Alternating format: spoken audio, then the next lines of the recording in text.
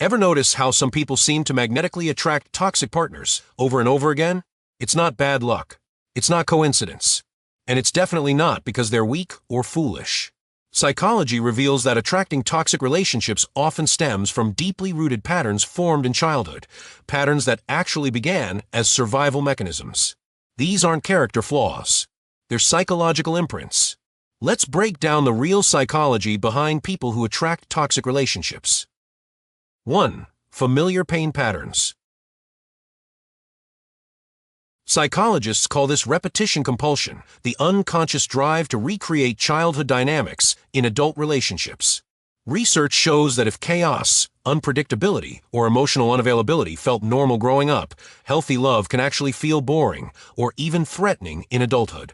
While some people run from red flags, those with this pattern unconsciously seek them out because the nervous system recognizes them as home. They're not choosing toxicity, they're choosing familiarity. Understanding this is the first step toward rewiring those neural pathways. 2. Hyperempathy as armor. Studies on trauma responses reveal that many toxic relationship attractors possess extraordinary emotional intelligence and empathy, but it's weaponized against them.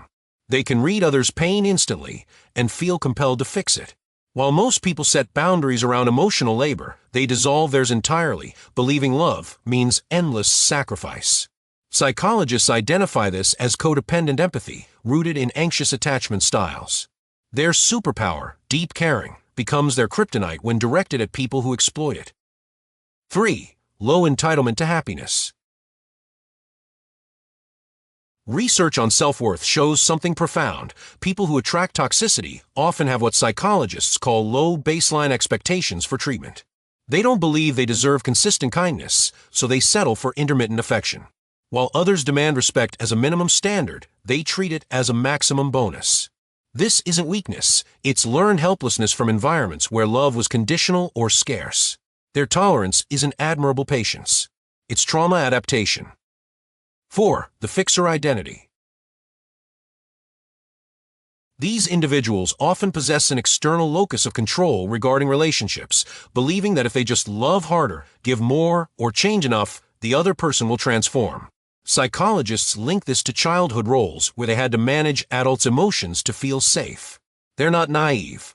They're operating from a survival script that once kept them emotionally afloat. Recognizing this pattern allows them to redirect that healing energy inward where it belongs. So here's the truth. If you've attracted toxic relationships, don't assume you're broken, desperate, or defective. You might just be deeply empathetic, unconsciously loyal to old patterns, and ready to rewrite your relationship blueprint. That takes courage most people never access. Breaking cycles isn't about blaming yourself. It's about understanding yourself. If you love understanding why people think and behave the way they do, hit subscribe now. Because on Tiny but Wise, we don't just judge patterns, we decode their minds.